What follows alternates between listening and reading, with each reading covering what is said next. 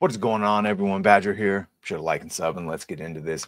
Disney Star Wars may be dead, but at least the expanded universe is still going. And the reason it's still going is because it, at the time, anything made before Disney took over, had some really brilliant writers associated with it. Back in the day, Adam Bray was one of them. And he continued on through the dark times because he was mainly staying to encyclopedias and the like.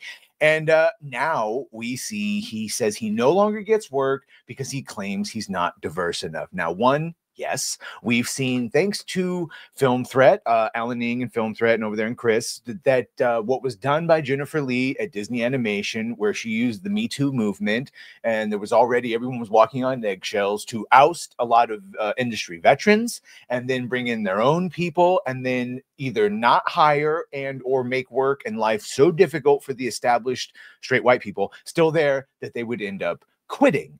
And you can basically see that replicated in every single studio and production room and comics and everywhere. Everyone in a climate of fear had to bow to the ideology and the message in order to chase social clout and quick ESG money. And that's just what we got. We got the degrading of a lot of our entertainment sector. And one of the big parts of that is the expanded universe and writing and all of that.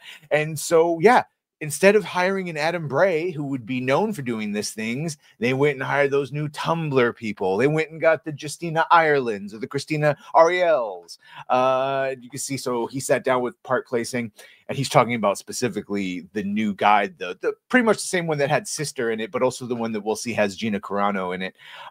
As for my non-involvement, this was the first edition they didn't ask me to work on. They didn't even tell me about it, which was highly unusual. A few years back, the executive editor told me I was DK Licensing's best writer. She told me Pablo Hidalgo told them I was their best writer. Secondhand quote, but I believed it.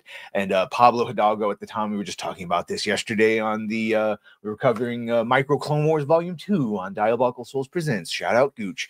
That Pablo Hidalgo, before he really turned out to be a Sith, all he was the EU like canon coordinator. He'd make sure everything lined up with the movies, that all the canon of the expanded universe lined up more or less with each other. There were no contradictions. That's it. Before he graduated to being like a full-blown demon and making fun of Star Wars fans for crying when Luke was OP.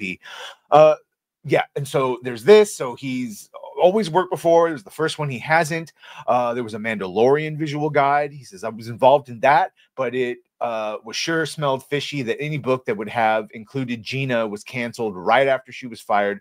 My guess is that had everything to do with Gina, that had to have huge consequences for the publishers to do that last minute. I also suspect, with his freedom to talk about this, that his own ideology might not be the same as Disney's, and so they're a little bit more willing to get rid of him for a more diverse group. When asked, according to those he spoke with, Bray's talent had nothing to do with the omission. Rather, DK dropped him from Star Wars projects because of his race and gender. This mandate reportedly came from Lucasfilm itself.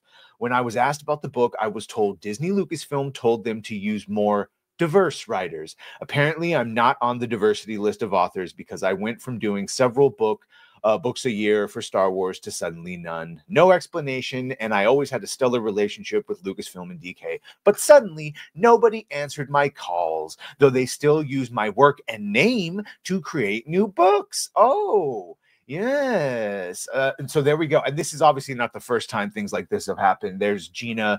For some reason, oddly enough, they put her in this book.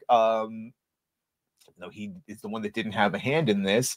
And yeah, the whole Gina thing. This is not the first time, thankfully, as pointed out here, Alan Dean Foster and others have accused them of, I mean, that was more of a diversity side of it. The other side of it, and the original sin of why Kathy, I believe, really ignored all the expanded universe and said they don't count, is because then they'd have to be paying royalties still, and they're cheap sons of bitches, and they didn't want to do that, and so they just said no, it doesn't count, even though we've had people like Alan Dean Foster and James Caan and Donald F. Glutt and other people get their royalties, and other ones just straight up sign back over to rewrite their things.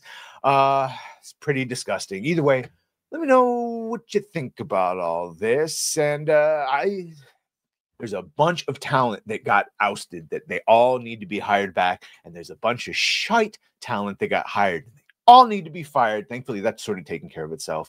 Let me know what you think about all this. Make sure to like, share, and sub. If you have done that, thank you. If you're going to do that, thank you. Well, bye.